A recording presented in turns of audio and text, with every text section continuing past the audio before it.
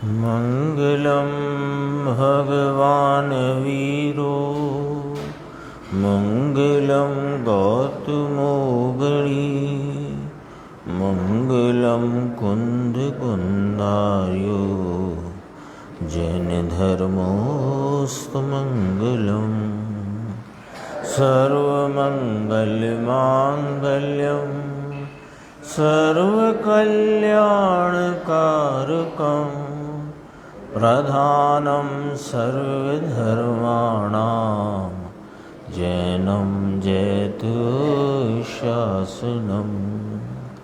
मैं नमो तीर्थनायक को, नमो ओंकार वाणी को, नमो उन कुंद प्रभु को जिन्होंने ओंकार धारण की। अहो उपकार जिनवर का कुंद का दिव्य वाणी का, जिन कुंद ध्वनि दाता उनका हान स्वामी का। चिदानंदिक रूपाए जिनाए परमात्मने, परमात्म प्रकाशाय नित्यं सिद्धात्मने नमः। आचार्य योगेंद्र देव कृत परमात्म प्रकाश नाम का ग्रंथ है और इसके मोक्ष मार्ग के निरूपण स्वरूप दूसरे महाअधिकार की 64 नंबर गाथा। कल पूज्य गुरुदेव श्री के प्रवचन व्याख्यान में यह प्रारंभ हुआ था 64वीं गाथा का विस्तार, और आज पुनः से अपन ने अभी 30 मिनट इसी गाथा के संदर्भ से विस्तार गुरुदेव श्री के स्पष्टीकरण को सुना है। गाथा की चर्चा थोड़ी सी अपन देख लेते हैं, जिससे कि जो विषय चल रहा है उसका अपने को ख्याल में आए। कल अपन ने पढ़ा था तो थोड़ा जल्दी से पढ़ते हैं, आगे थोड़ा बाकी है ना। भावार्थ से देखते हैं। देखो कि केवल शुद्ध स्वरूप में जिसका चित्त लगा हुआ है, ऐसा निर्विकल्प परमात्म तत्व की भावना के बल से देखे सुने और अनुभव किए भोगों की वांछा रूप भूतकाल के रागादि दोष उनको दूर करना, वह निश्चय प्रतिक्रमण है। यानी मूल इसमें ये कहना है आचार्य भगवान को कि जो व्यवहार प्रतिक्रमण, व्यवहार निंदा, निंदा आलोचना और प्रत्याख्यान, ये सब मोक्ष के कारण नहीं है, ये सब पुण्य बंध के कारण है। इसलिए ज्ञानी तीनों में से एक भी नहीं करता है, नहीं कराता है, न करते हुए को भला जानता है ना। तो जब व्यवहार प्रतिक्रमण, निंदा आलोचना प्रत्याख्यान, जो व्यवहार से जिनवाणी में जिन्हें प्रतिक्रमण आलोचना प्रत्याख्यान कहा, वे करने योग्य नहीं, कराने योग्य नहीं, अनुमोदना के योग्य अर्थात भले जानने योग्य नहीं, ऐसा जानकर ज्ञानी अपने शुद्ध स्वरूप के अनुभव में लीन रहते हैं। तो चूँकि 3 शब्द आए अपने सामने मूलतः, प्रतिक्रमण, आलोचना और प्रत्याख्यान, तो अपने को ये विचार कराते हैं टीकाकार आचार्य भगवान कि निश्चय प्रतिक्रमण, निश्चय आलोचना और निश्चय प्रत्याख्यान उसका क्या स्वरूप है, जिसमें कि वे ज्ञानी प्रवृत्त हैं, है ना। वो भी ख्याल कराते हैं। तो पहले वही बात यहाँ टीका में कही कि केवल शुद्ध स्वरूप में जिसका चित्त लगा हुआ है, ऐसा निर्विकल्प परमात्म तत्व की भावना के बल से क्या दूर करना, कि भूतकाल के रागादि दोष उनको दूर करना, इसका नाम निश्चय प्रतिक्रमण है। कौन से रागादि दोष? कि देखे सुने और अनुभव किए भोगों की वांछा रूप रागादि का स्पष्टीकरण किया। भूतकाल के रागादि को दूर करते हैं कैसे? अपने निर्विकल्प परमात्म तत्व में एकाग्रता के बल से। कौन से दोष? के भूतकाल के रागादि दोष क्या हैं वे? कि देखे सुने और अनुभव किए हुए भोगों की आकांक्षा वांछा रूप उनको दूर करना, वह निश्चय प्रतिक्रमण। यानी संक्षेप में अपन इस बात को देखें कि भूतकाल संबंधी रागादि दोष का दूर करना निश्चय प्रतिक्रमण है। अब दूसरी बात, वीतराग चिदानंद शुद्धात्मा की अनुभूति की भावना नाम एकाग्रता के बल से होने वाले भोगों की वांछा रूप आगे के रागादिक का त्याग, वह निश्चय प्रत्याख्यान है। यानी आगामी रागादि दोषों का त्याग, वह निश्चय प्रत्याख्यान है। भूतकाल के रागादि दोषों का त्याग, वह प्रतिक्रमण है। और निज शुद्धात्मा की प्राप्ति के बल से वर्तमान उदयगत उदय में आए जो शुभ अशुभ के कारण हर्ष विषाद आदि अशुद्ध परिणाम, उनको निज शुद्धात्म द्रव्य से जुदा करना माने जुदा जानना, जुदा अनुभवना, वह निश्चय आलोचन है।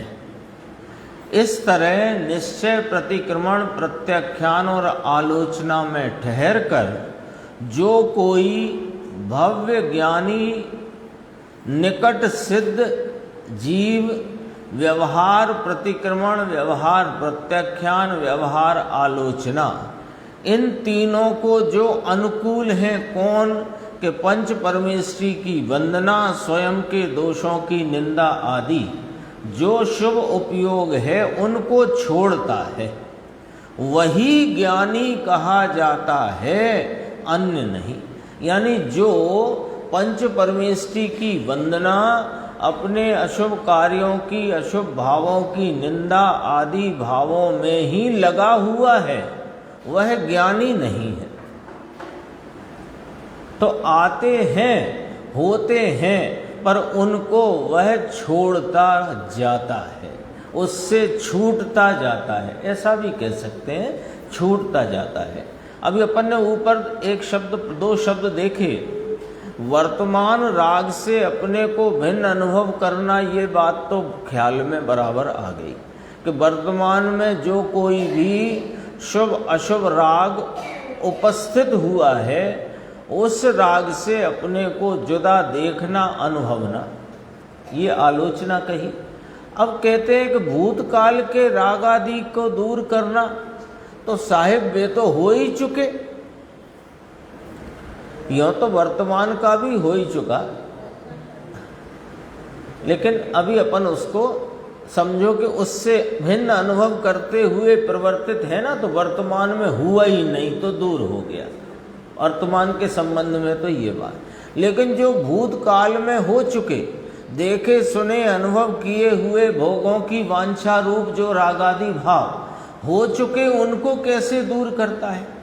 और जो अभी होंगे, हुए ही नहीं हैं, उन्हें कैसे दूर करता है?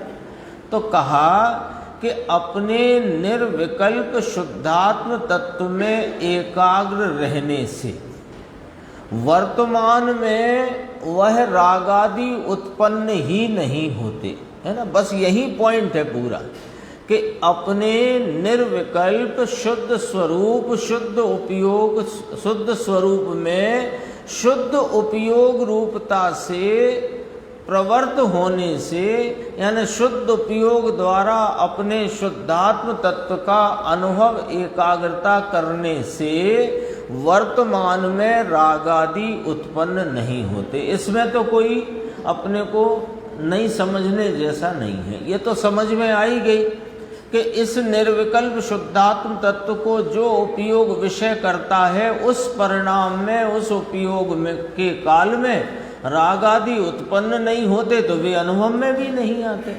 ये तो बात हो गई। अब भूतकाल के कैसे, कि जो वर्तमान में राग उत्पन्न होए वह भूतकाल के कर्मों का कार्यभूत भाव है। यानी वर्तमान में जो राग उत्पन्न होता है ना, उसमें कौन निमित्त है, कि भूतकाल के कर्म का उदय निमित्त है। वर्तमान में जो राग होता है उसमें कौन निमित्त है, कि भूतकाल के कर्म का उदय निमित्त है। जब वर्तमान में राग रूपी नैमित्तिक ही नहीं हुआ तो वे निमित्तों से दूर हो गया ना। तो इस प्रकार भूतकाल के रागादि को दूर करता है। एक बात, कार्य क्या हुआ है, कार्य एक हुआ, एक कार्य है अपने निर्विकल्प शुद्धात्म स्वरूप के अनुभव रूप, एकाग्रता रूप जो उपयोग की प्रवृत्ति, उपयोग का व्यापार, इतना ही कार्य हुआ है। इस एक कार्य में वर्तमान में राग देश मलिन भाव उत्पन्न नहीं हुए, तो वर्तमान से जुदा पड़ गया। और वर्तमान में यदि राग देश होते तो उनके निमित्त पूर्व कर्म के उदय, तो जब राग हुआ ही नहीं तो पूर्व कर्म से भी जुदा पड़ गया। अच्छा, अब आगामी काल की बात करी तो जो अभी राग होए तो वो आगामी बंध को निमित्त होए। जब यहाँ राग हुआ ही नहीं तो उसके कार्यभूत आगामी कर्म बंध भी ना हुआ, तो जब कर्म बंध नहीं हुआ तो उसका प्रत्याख्यान हो गया। तो भूतकाल के रागादि दोषों का प्रतिक्रमण, वर्तमान के रागादि भावों से भिन्न चैतन्य स्वरूप आत्मा का अनुभवन और भविष्य काल, आगामी काल के रागादि दोषों का प्रत्याख्यान होता है। एक कार्य है, वर्णन तीन प्रकार है। कार्य एक ही हुआ, एक अपने चैतन्य स्वरूप की आराधना का कार्य, और उसमें प्रतिक्रमण, प्रत्याख्यान व आलोचना सभी समाहित हो जाता है। अब देखो, यहाँ यह कहा कि इस तरह निश्चय, प्रतिक्रमण, प्रत्याख्यान, आलोचना, इन तीनों के अनुकूल भाव कौन से हैं, कि वंदना, निंदा आदि शुभ उपयोग उनको छोड़ता है, वही ज्ञानी कहा जाता है, अन्य नहीं।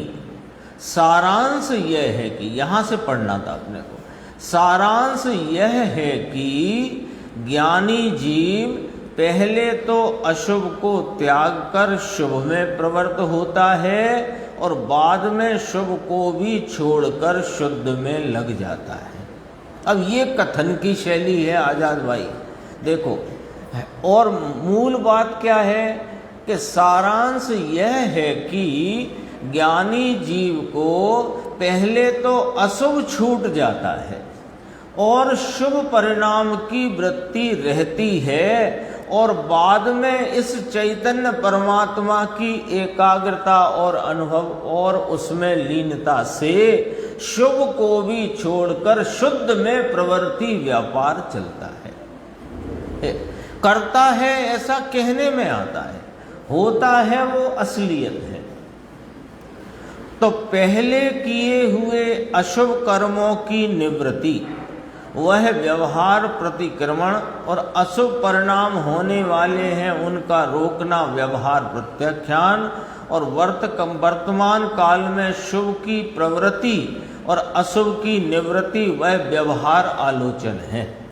सो व्यवहार में तो क्या रहता है, आचार्य देव ब्रह्मदेव सूरी कहते हैं, व्यवहार में तो क्या रहता है कि अशुभ का त्याग रहता है और शुभ का अंगीकार होता है। व्यवहार प्रतिक्रमण, व्यवहार प्रत्याख्यान, व्यवहार आलोचना में क्या हुआ कि अशुभ का त्याग हुआ और शुभ का परिणति में अंगीकार हुआ। वास्तव में निश्चय शब्द है ना, निश्चय माने यथार्थतया, वास्तव में शुभ अशुभ दोनों का ही त्याग होता है और यही मोक्ष मार्ग है। एक शुद्ध उपयोग ही मोक्ष मार्ग है। 63 नंबर गाथा है ना। पुण्य के फल में स्वर्गादिक गति, पाप के फल में नरक त्रियंच गति, मिश्र परिणाम के फल में मनुष्य गति, और एक शुद्ध उपयोग ही मुक्ति का कारण है। ये 63 नंबर में स्थापित की थी ना बात, उसके बाद ये बात 64 नंबर गाथा में आई। देखो कल गुरुदेव का प्रवचन चला था, थोड़ा सा उसमें लिया था और आज दोबारा से लिया फिर से इस गाथा को। बस अपन पिछले कल वाले में से 3 पंक्ति देखते हैं। चैतन्य द्रव्य क्या है, इसकी लोगों को खबर नहीं, इसकी तो कुछ कीमत ही नहीं है। ये राग करना और यह करना उसकी कीमत है इसे। अरे जन्म मरण मिटाने का पंथ कोई दूसरा है, ये पंथ नहीं है, है ना। ये कोई प्रकार का राग छोड़ना और कोई प्रकार के राग में प्रवर्तन करना, ये तो कोई पंथ नहीं है। ये तो 4 गतियों में परिभ्रमण का ही मार्ग है। तो कहा कि ये मोक्ष के कारण नहीं है। तो पहली अवस्था में पाप को दूर करने के लिए करोति कारयति अनुमोदयति, कौन शुद्ध, तो उसके बदले अर्थकार ने थोड़ा इसमें शुभ को डाल दिया है, मूल टीका में नहीं है। ये बात गुरुदेव ने पॉइंट आउट की थी। आज के व्याख्यान में भी अपन देखते हैं। देखो शुरू से देखते हैं। परमात्म प्रकाश 64 गाथा फिर से लेते हैं। वंदनम है ना, वहां से लो बात, पंच परमेष्टि की वंदना। तो ये किसकी बात चल रही है कि यहाँ सम्यक दृष्टि की बात है। क्योंकि एक मूलभूत सिद्धांत है कि जिसने अब तक अपने आत्म स्वरूप को पहचाना नहीं, उसको उसका भान नहीं, उसका श्रद्धान नहीं, उसका कोई भी परिणाम शुभ हो, भगवान की भक्ति का हो, दया का हो, व्रतादिक का हो, उसका अज्ञानी का कोई भी परिणाम व्यवहार की कोटि में गिना ही नहीं जाता है। तो उसे जहाँ जिनवाणी में व्यवहार प्रतिक्रमण कहें, व्यवहार आलोचना कहें, व्यवहार दया कहें आदि, जो कुछ भी व्यवहार से, जो कुछ भी दया दान पूजा व्रत भक्ति के परिणाम का निरूपण व्यवहार कह के करें, वह सब सम्यक दृष्टि की बात है। अज्ञानी के व्यवहार को व्यवहार नहीं कहते, उसका नाम व्यवहाराभास है ना, व्यवहाराभास। पंडित जी लिया भी है, व्यवहाराभासी मिथ्या दृष्टि का स्वरूप लिया है ना मोक्ष मार्ग प्रकाशन। तो गुरुदेव ने कहा यहाँ यह सम्यक दृष्टि की बात है। जिसने पहले, सम्यक दृष्टि कौन होता है कि जिसने पहले पुण्य और पाप के राग से भिन्न अपनी चीज जो शुद्ध चैतन्य घन है उसकी दृष्टि हुई हो, उसका अनुभव हुआ हो, तो उसे सम्यक दृष्टि कहते हैं। सम्यक दृष्टि किसे कहना, आ गई बात। सम्यक दृष्टि किसे कहना कि जिसने पहले, बिल्कुल वही भाषा देखो आप गुरुदेव की, जिसने पहले पुण्य और पाप के राग से भिन्न अपनी चीज जो शुद्ध चैतन्य घन है उसकी दृष्टि अनुभव हुआ, तो उसे सम्यक दृष्टि कहते हैं। तो पहले में पहले क्या करना, इसमें आ गया, रास्ता भी आ गया ना। पहले में पहले करना कि पुण्य पाप के राग से भिन्न अपनी चीज का अनुभव करना। अब देखो, देहादि की क्रिया वह तो जड़ शरीर तो अजीब है, परंतु अंदर पुण्य पाप के भाव होते हैं, वह भी आश्रव है। तो अजीव से और आश्रव से, अपनी चीज शुद्ध ज्ञान घन निर्मल भिन्न है। ये निर्णय होता है कि नहीं होता है, अथवा बौद्धिक रूप से समझ में इस बात का भाव भाषण होता है कि नहीं होता है। क्योंकि पहले यदि बुद्धि में ही ये भाव भाषित न हुए तो फिर इसके वास्तविक स्वरूप की रुचि कैसे हो, और रुचि नहीं हो तो फिर इसकी प्राप्ति कैसे हो। तो पहले में पहली बात, ये जो देह की क्रिया है, जो कुछ भी, वह तो जड़ शरीर अजीव की क्रिया है, और अंदर जो परिणति में पुण्य पाप के शुभ अशुभ भाव चल रहे हैं, ये कौन है कि ये आश्रम है। और मैं जीव हूं, मैं जीव तत्व हूं, शरीर आदि कर्म आदि अजीव तत्व हैं, और उनके लक्ष्य में वर्तते उपयोग के काल में, उपयोग में नहीं, उपयोग के काल में जो रागादि पुण्य पाप शुभ अशुभ भाव उत्पन्न हो रहे हैं, वे आश्रम हैं। तो आश्रम और अजीव से मैं भिन्न हूं कि मैं ही आश्रम हूं।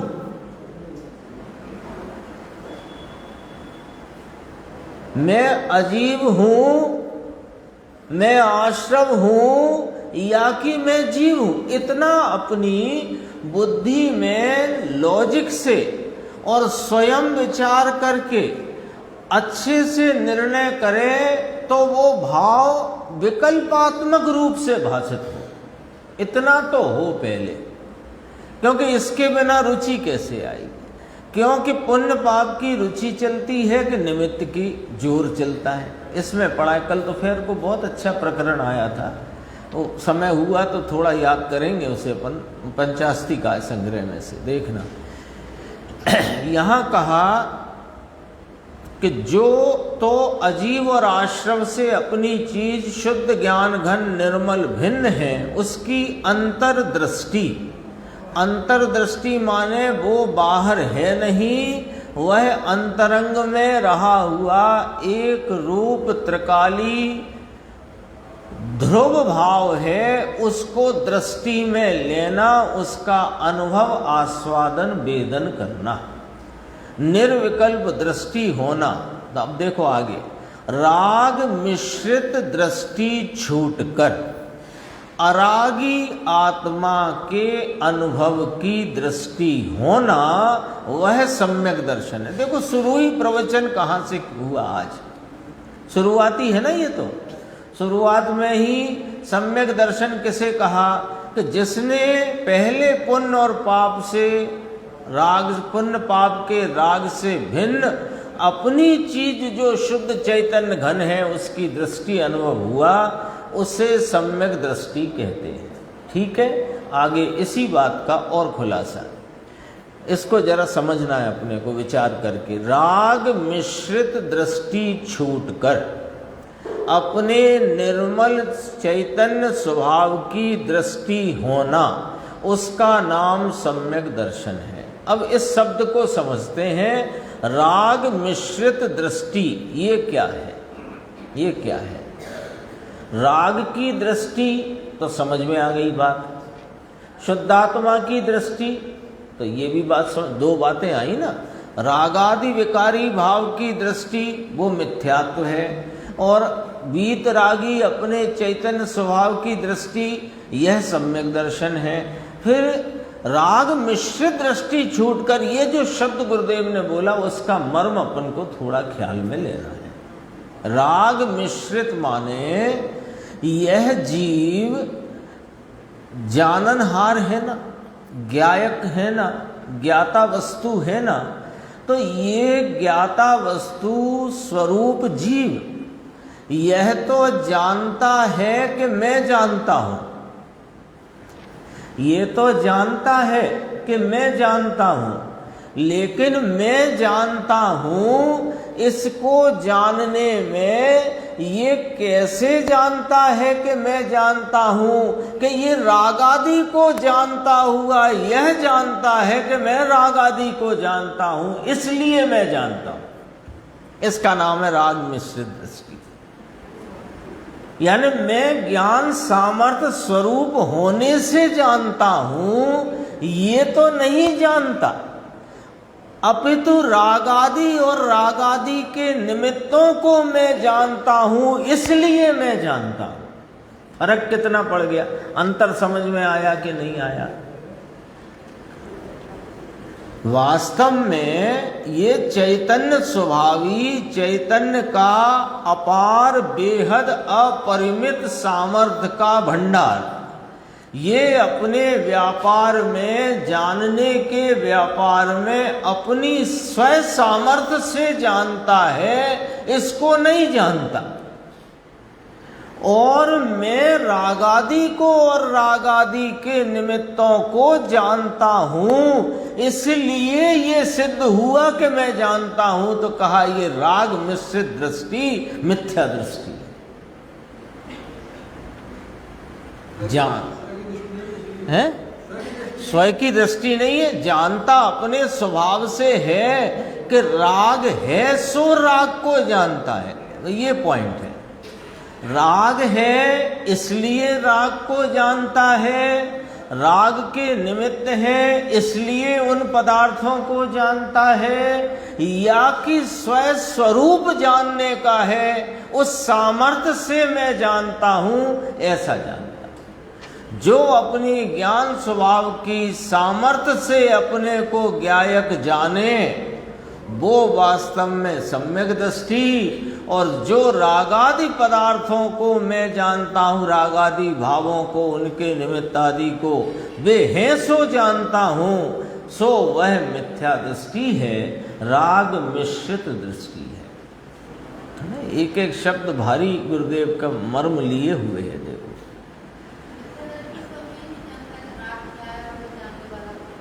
हाँ, मिथ्या दृष्टि राग को भी नहीं जानता है ना।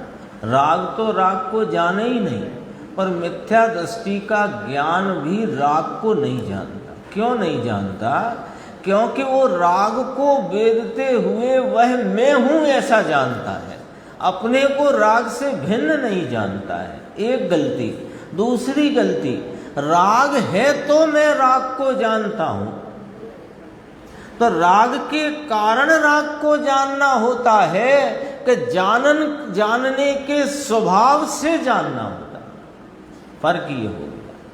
मिथ्या दृष्टि को लगता है कि ज्ञेय है तो ज्ञान होता है। अब इसको थोड़ा और अपन सादा भाषा में बात करें। ये तो बात थोड़ी यहाँ पर समझो न्याय की बात थी ना, तो राग मिश्रित दृष्टि की। अब अपन थोड़ी इस बात को सादा भाषा में बात करें कि ज्ञेय से ज्ञान होता है, यह मानना मिथ्या दृष्टि है, और ज्ञान से ज्ञान होता है, यह सम्यक दृष्टि। ज्ञेय से ज्ञान होता है, ज्ञेय हो तो मैं जानता हूं। तीन लोग हैं सो केवली जानते हैं, गलत। केवली जानते हैं, उनके ज्ञान में तीन लोग जानने में आता है, वह केवल ज्ञान की सामर्थ्य है। तीन लोग हैं सो नहीं जानते। इस संबंध में 14 कलश स्यादवाद अधिकार के बहुत गंभीर आचार्य अमृतचंद्र देव ने लिखे है ना, पशु के नाम से प्रसिद्ध है। सीदंती पशु एव, पशु कहा उसे मिथ्या दृष्टि को। 14 कलश है ना, तत् अतत् एक अनेक सत असत नित्य अनित्य, से 8 बोल में 14 बोल बने और 14 कलश। राग को मैं करके जानता ना, राग से भिन्न। अभी अपन ने पढ़ा ना, इसी में अभी अपन ने टीका में पढ़ा था, देखो बराबर देखना अपना। निज शुद्धात्मा की प्राप्ति के बल से वर्तमान उदय में आए जो शुभ अशुभ के कारण हर्ष विषाद आदि अशुद्ध परिणाम, ये सब राग हो गए, राग की लिस्ट हो गई।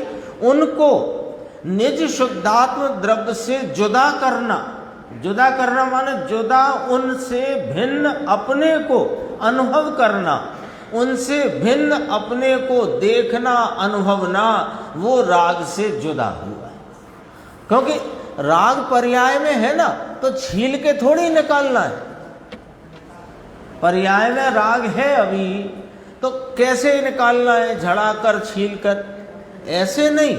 वो पर्याय में जो राग है, वो पर्याय तो एक समय में, अगले समय में विनष्ट होगी, लेकिन जो स्वरूप का आलम्बन लेगा तो राग उत्पन्न नहीं होगा और चैतन्य का अनुभव होगा।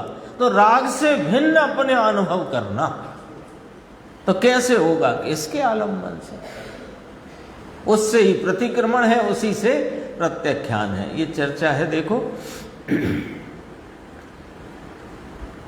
सम्यक दृष्टि को व्यवहार पंच परमेष्टि की वंदना का भाव आता है, परंतु वह है पुण्य भाव। समझ में आया? तो वो पुण्य भाव को क्या करते हैं ज्ञानी? कि वे करते नहीं, कराते नहीं, करते हुए को भला जानते नहीं, और आता है वो भाव। क्यों नहीं करते, क्यों नहीं कराते, क्यों नहीं भला जानते? कि वो पुण्य भाव है, और पुण्य पाप की रुचि छोड़कर उससे भिन्न अपनी चीज का जिन्होंने अनुभव और प्रतीति श्रद्धान किया है, वे ज्ञानी है। अपन इसी पैराग्राफ में पढ़ के आए ना अभी। अब देखो, निंदन किसे कहा? बंधन की बात हुई कि बंधन, बंधनम पंच परमेष्टि की वंदना। निंदनम अपने अशुभ कर्म की निंदा। हिंसा, झूठ, चोरी, विषय, भोग, पाप की निंदा करने का भाव होता है, वह शुभ भाव है, पुण्य भाव है। समकिति को भी वह भाव पुण्य भाव है, और अज्ञानी को भी वह भाव पुण्य भाव है। लेकिन अज्ञानी उसे भला मानकर लिप्त होता है, और ज्ञानी उससे भिन्न अपने को अनुभवता हुआ उससे छूटता है। फर्क ये है। और अपराधों की प्रायश्चित आदि विधि से निवृत्ति, वह भी शुभ भाव है, पुण्य भाव है। सो यह सब तो पुण्य के कारण है। सम्यक दृष्टि को भी पुण्य का कारण है। अज्ञानी को तो धर्म है ही नहीं, जिसकी दृष्टि स्वभाव के ऊपर नहीं आई, और पुण्य पाप के परिणाम के ऊपर जिसकी दृष्टि है, वह तो मिथ्या दृष्टि है। आ गया? स्पष्ट आ गया? यहाँ तो क्या कहना है कि सम्यक दृष्टि को भी पंच परमेष्टि की वंदना का शुभ भाव आता है, वह पुण्य का कारण है, मोक्ष का कारण नहीं है। परमानंद की प्राप्ति रूपी मोक्ष, उसकी प्राप्ति इस पुण्य भाव से नहीं होती है। इसलिए पहली अवस्था में देखो, अभी ये पुण्य पाप के शुभ अशुभ भावों के राग से भिन्न अपने वीतरागी चिदानंद स्वभाव को अनुभव करना, उसकी प्रतीति करना, इसका नाम सम्यक दृष्टि। और सम्यक दृष्टि की यहाँ बात चल रही है, अज्ञानी की तो कोई बात है नहीं। अज्ञानी की कितनी बात कही गई है जिनागम में, कि इतनी सी बात कही गई है कि जो रागादि और रागादि के निमित्त में एकत्व ममत्व भाव से, कर्तव्य और कर्तृत्व भाव से जुड़ा हुआ है, वह अज्ञानी है, क्योंकि वस्तु का स्वरूप ऐसा है नहीं और वो ऐसा मानता है। हो गई अज्ञानी की रामायण पूरी। अज्ञानी का इतना ही कथन पर्याप्त है। और इन सब से जो भिन्न है सो ज्ञानी है। कैसा? कि पर वस्तुओं से, रागादि विकारी भावों से, और एक समय की राग को जानती पर्याय से भी भिन्न अपने को अनुभव करने वाला, समस्त परद्रव्य और रागादि के कर्तृत्व कर्तव्य से जो मुक्त है, सो सम्यक दृष्टि है। इतनी बात है। तो अब ज्ञानी धर्मात्मा को क्या होता है कि पहली अवस्था में पाप को दूर करने के लिए ज्ञानी पुरुष, ज्ञानी धर्मी को पहली अवस्था में, पहली माने मोक्ष मार्ग में आरंभ किया है, अभी धीरे धीरे उसमें प्रवृत्ति स्थिरता बढ़ती जा रही है, उसको पहले शुभ भाव आता है। करते हैं कहा ना, वो तो आता है उसे कहा करते हैं। समझ में आया? कर्तृत्व बुद्धि से नहीं, सम्यक दृष्टि को जिसकी दृष्टि स्वभाव के ऊपर है उसे भी ऐसा भाव अशुभ से बचने के लिए अशुभ वंचनार्थ ऐसा शुभ भाव आता है, और वह है पुण्य का कारण, बंध का कारण। तो पहली अवस्था में वह आता है, करता है अर्थात ऐसा परिणमन होता है। फिर कहा कराता है, ये तो स्वयं अर्थकार ने डाला है, मूल पाठ में नहीं है ये बात, है ना। वो बात यहाँ गुरुदेव ने स्पष्ट कर दी। करते हुए को भला जानता है तो भी निर्विकल्प। अब भला जाने राग को भला जाने तो सम्यक दृष्टि कहाँ से हुआ? ये तो कहने में आया, अर्थकार ने डाला। मूल पाठ में ना योगेंद्र देव का कहना है ना आचार्य ब्रह्मदेव सूरी ने कहा। देखो धर्मी तो यहाँ क्यों कह दिया कि बस इतना कह दिया, होता है इस संदर्भ से कह दिया।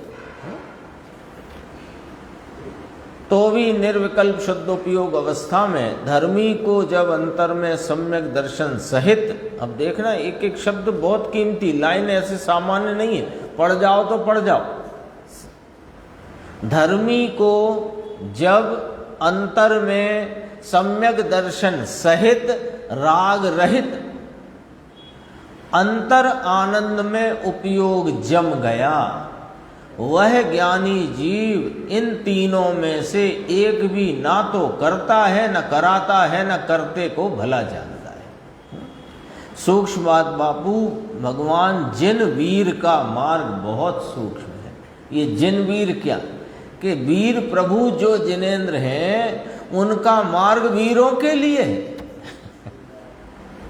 वीर प्रभु का मार्ग कहते हैं ना, क्योंकि अभी तो महावीर प्रभु का शासन कहलाता है तो अनादि का ही, पर कहलाता है महावीर प्रभु का। पर जे किसके लिए है ना, आता गुरुदेव बोलते हैं प्रभु नो मार्ग छे शूरानो कायर नो नहीं काम रे।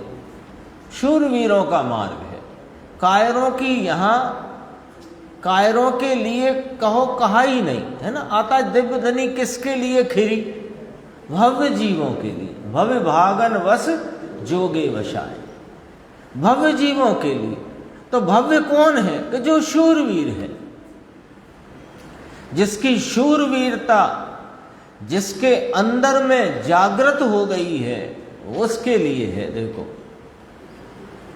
एक ये प्रश्न आया कि साहब आपने कहा कि ज्ञानी का शुभ भाव वह पुण्य बंध का कारण। देखो अज्ञानी का तो लेना ही नहीं, या विचार में ही नहीं लेना। अज्ञानी को जो कुछ भी शुभ भाव होता हो, यानी कितना शुभ भाव तो उसको बता देते हैं कि 9वें ग्रह तक ले जाए, इतना शुभ भाव वह पुण्य बंध का कारण है और संसार का कारण है। उसकी अभी बात नहीं चल रही, उसकी यहाँ पर बात नहीं चल रही। यहाँ बात चल रही है सम्यक दृष्टि ज्ञानी जो पुण्य पाप से भिन्न अपने चैतन्य स्वभाव का अनुभवी और श्रद्धानी है। ऐसा ज्ञानी धर्मात्मा उसको भी जो अशुभ से बचते हुए, जो शुभ भाव परिणति में अभी प्राथमिक अवस्था अथवा मोक्ष मार्ग के प्रारंभ में वर्तन करते हुए स्थिरता कम है और अस्थिरता ज़्यादा है, तो अशुभ से बचते हुए शुभ भाव आते हैं, लेकिन वे पुण्य बंध के कारण हैं, मोक्ष के कारण नहीं। तो जब यह बात गुरुदेव ने फरमाई इस गाथा के स्पष्टीकरण में, तो मुमुक्षु ने प्रश्न किया कि साहब शास्त्रों में तो लिखा कि ज्ञानी के शुभ भाव परंपरा मोक्ष के कारण है, और आप कह रहे हो बंध के कारण है, मोक्ष के कारण नहीं है। तो खुलासा करो हमें, हमको तो खुलासा होनी चाहिए। शास्त्र की बात है, शास्त्रों में लिखा, ज्ञानी के दया दान व्रतादि भक्ति पूजा के परिणाम परंपरा मोक्ष का कारण है ना। तो उसका अर्थ हमें बता दो। तो कहा गुरुदेव ने कि पहले तो इधर से समझो कि बिल्कुल जरा भी मोक्ष का कारण नहीं है, पहले ये समझो, फिर परंपरा कारण है वो समझाएंगे। तो तुम परंपरा कारण से कोई ना कोई उसमें लाभ ढूंढ रहे हो, तो पहले तो उसमें लाभ नहीं है, मात्र नुकसान है, ऐसा निर्णय करो। लिखा कि नहीं लिखा? गुरुदेव ने बोला बिल्कुल जरा भी, है ना गुरुदेव की भाषा में, जरिए पण, बिल्कुल जरा भी मोक्ष का कारण नहीं। वह तो परंपरा कारण क्यों कहा? कि वह तो समकिति को आत्मज्ञान हुआ है, वह शुभ भाव को हे रूप से, हे रूप माने क्या होता है अंकुर भाई? हे रूप माने त्यागने योग्य, त्यागने योग्य। तो वह तो उन शुभ भावों को त्यागने योग्य रूप से जानता है। पश्चात स्वयं का आश्रय लेके, किसके पश्चात? आत्मज्ञान के पश्चात स्वयं का आश्रय लेकर, यानी स्वयं का आश्रय बढ़ाकर, स्वयं में प्रवृत्ति उपयोग की एकाग्रता की बढ़ाकर, स्थिरता की वृद्धि करके उन शुभ भावों को छोड़ेगा। तो छोड़ेगा तो परंपरा कारण कहने में आया है। अभी छूट नहीं सके हैं, देखना एकदम बिल्कुल स्पष्ट है। ये परंपरा कारण का आज जो विचार अपन यहाँ इस संदर्भ से कर रहे हैं, मुझे ऐसा लगता है कि आज के बाद आपको इस संबंध में कभी कोई आशंका नहीं रहेगी। परंपरा कारण जैसे ही आप शब्द जिनवाणी में पढ़ोगे, आपको पूरी बात ख्याल में आ जाएगी। देखो, जिसने अभी पहले प्रवचन यहाँ से प्रारंभ हुआ, वहीं से अपन बात प्रारंभ करते हैं। जिसने पुण्य पाप आदि शुभ अशुभ राग से भिन्न होकर अपने शुद्ध स्वभाव का भान अनुभव श्रद्धान किया है, वह सम्यक दृष्टि है। यही पढ़ा था ना पहले में, पहले है ना। अब देखो, ज्ञानी किसे कहना? कि जिसको शुभ अशुभ भाव त्यागने योग्य रूप से जानता है, मानता है। ज्ञानी किसे कहना? कि जो शुभ अशुभ भावों को त्यागने योग्य रूप, हेय रूप जानता है, मानता है। एक पॉइंट नंबर 2, किंतु अभी अस्थिरता के कारण, अपूर्णता के कारण उनको छोड़ नहीं सका है। तीसरा, अपने स्वरूप क्यों नहीं छोड़ सका है? अपूर्णता और अस्थिरता के कारण। तो कैसे छोड़ेगा? स्थिरता बढ़ा करके। तो अपने अस्थिरता के कारण अभी पुण्य पाप रूप शुभ अशुभ भावों को, जो कि जिन्हें त्यागने योग्य रूप जानता मानता है, उन्हें अभी छोड़ नहीं सका है। किंतु अपने स्वरूप की एकाग्रता स्थिरता बढ़ाकर छोड़ेगा, छोड़ेगा तब पूर्णता को प्राप्त होगा। इसलिए उन्हें परंपरा कारण कहने में आया। 3 बिंदु हुए। ये 3 बिंदु याद रखोगे तो आपको परंपरा कारण का अर्थ ऐसा खिला खिलाया मिलेगा कि वे तो शुभ अशुभ भाव को त्यागने योग्य हे रूप जानता मानता है, अभी अस्थिरता के कारण उनको छोड़ नहीं सका है, स्थिरता बढ़ाता हुआ उनको छोड़ेगा, इसलिए उन्हें परंपरा कारण कहने में आता है। हो गया। अब कोई भूल सकता है परंपरा कारण का अर्थ? देखो, उन्हें छोड़ेगा तो परंपरा कारण कहने में आया है, राग वो कोई आत्मा के मोक्ष का कारण होता होगा क्या? आत्मा के मोक्ष का कारण कैसे हो सकता है राग? आत्मा कैसा? राग रूप के वीतराग रूप। आत्मा की प्राप्ति का मार्ग राग रूप के वीतराग रूप, और आत्मा के मार्ग में चलकर प्राप्त होने वाला फल राग रूप के पूर्ण वीतराग रूप।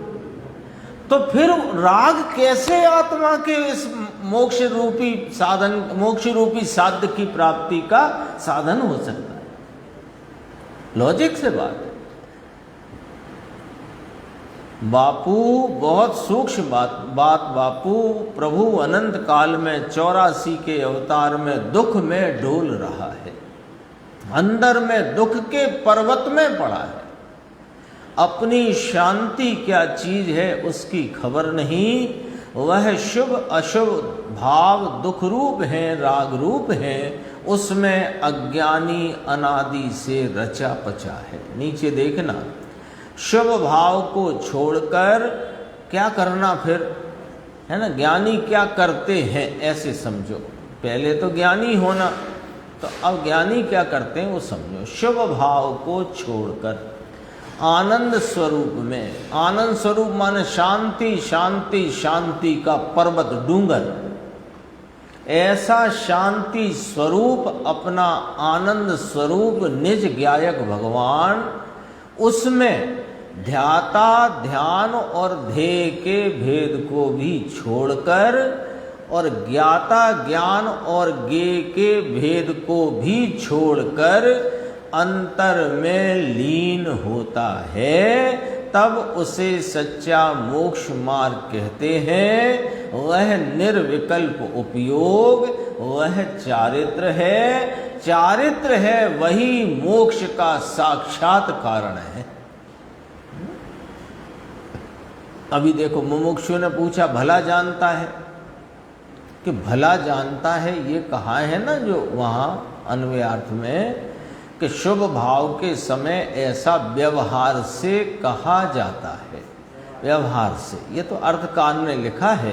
पहले भी कहा था कि अर्थकार ने लिखा है, पाठ में नहीं है। पाठ में माने मूल सूत्र और टीका में तो कहा, ज्ञानी को शुभ भाव करना नहीं, कराना नहीं, अनुमोदना नहीं, ऐसा पाठ लिया है। अर्थात कि जानता है। देखो शुभ भाव की स्थिति तो देखो जरा, कि अज्ञानी उसे करता है सो वो शुभ नाम भी नहीं पाता। अज्ञानी दया दान पूजा व्रतादि के मंद राग रूपी शुभ भावों को करता तो है, पर वो शुभ नाम नहीं पाता। क्योंकि महा अशुभ महामिथ्यात्व का पाप साथ में चल रहा है। तो अज्ञानी के इतने शुभ भाव हैं, जितने भी कितने वो नौवे गिरेवे ले जाएं, इतने समझ लो, वो भाव भी शुभ नाम नहीं पाते, क्योंकि मिथ्यात्व अशुभ साथ में लिपटा हुआ है। और ज्ञानी के जो शुभ भाव हैं वे करना नहीं, कराना नहीं और अनुमोदना नहीं, ऐसे हैं। यानी इस बात पर से ये समझना कि शुभ भाव का मोक्ष मार्ग में मुक्ति की प्राप्ति के लिए किंचित कोई भी स्थान नहीं है। ये निर्णय करना, कोई स्थान नहीं है। तो कहा, मुमुक्षु ने कहा कि अभी देखना, थोड़ी सी बारीक बात है। क्या कहा कि पाठ में यानी योगेंद्र देव के सूत्र में टीकाकार ब्रह्मदेव सूरी ने जो टीका की, उसमें ज्ञानी को शुभ भाव करना नहीं, कराना नहीं, अनुमोदन भी नहीं करना, ऐसा पाठ है। तो कहा अर्थात जानता है कि जानता है ऐसा भी नहीं आता।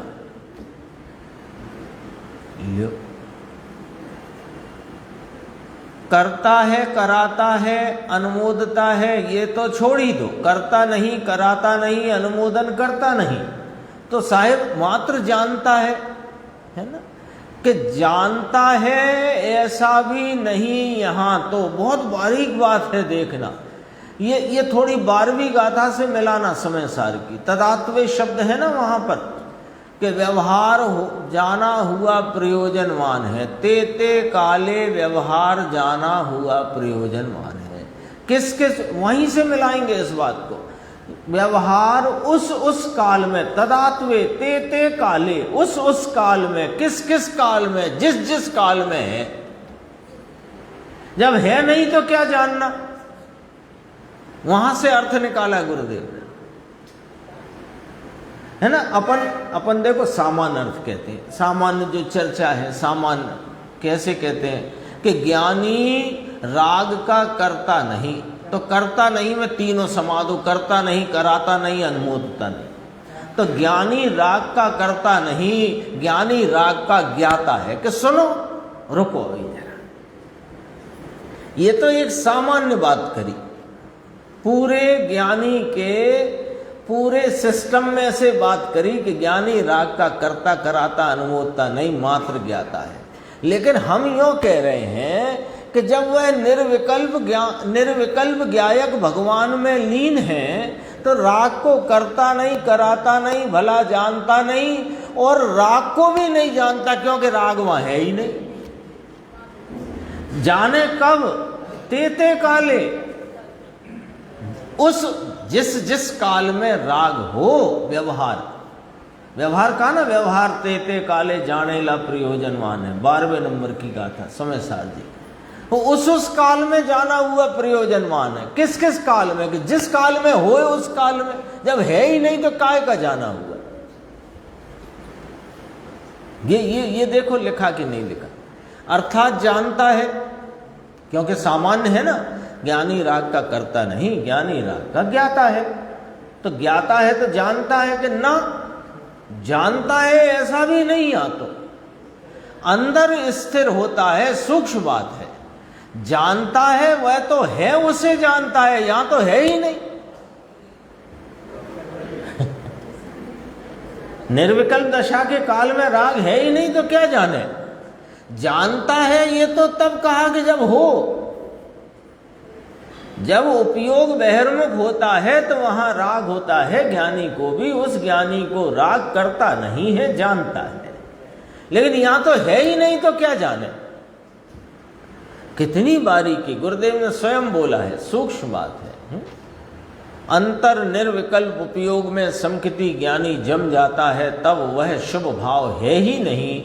समझ में आया सूक्ष्म बात।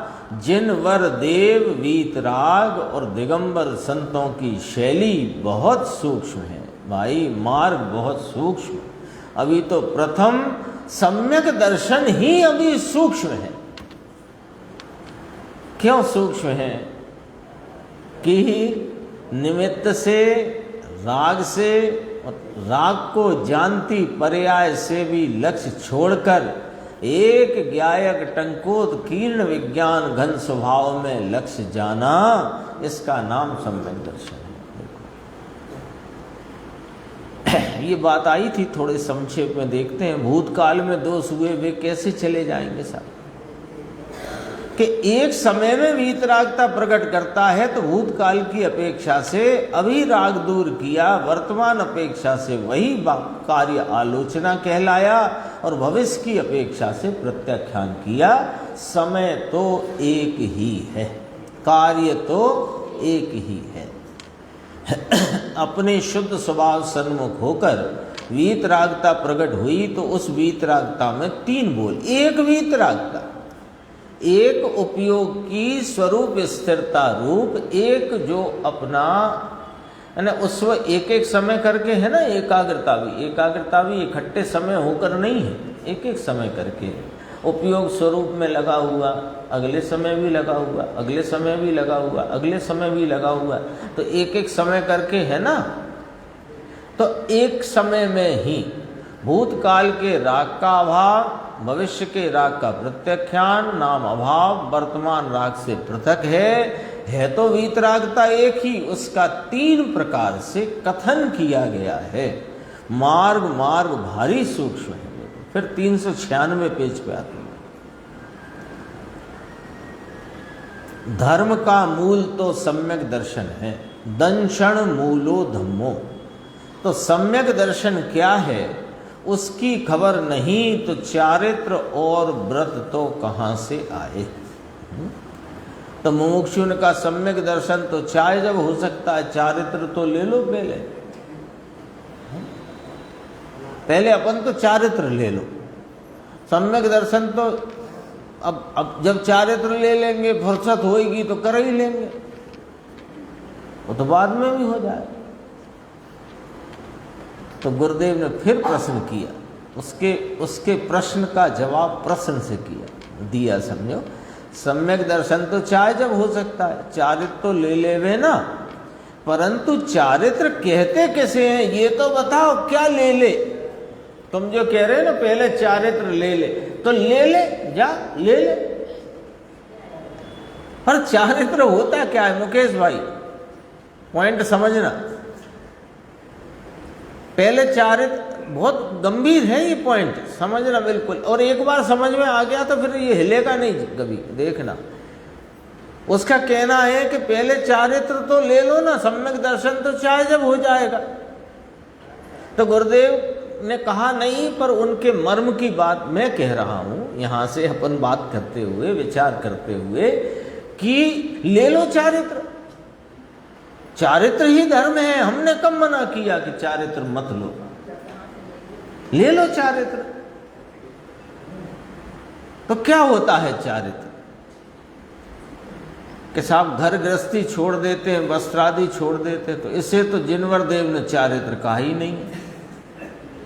अब तुमने क्या ले लिया तुम जानो।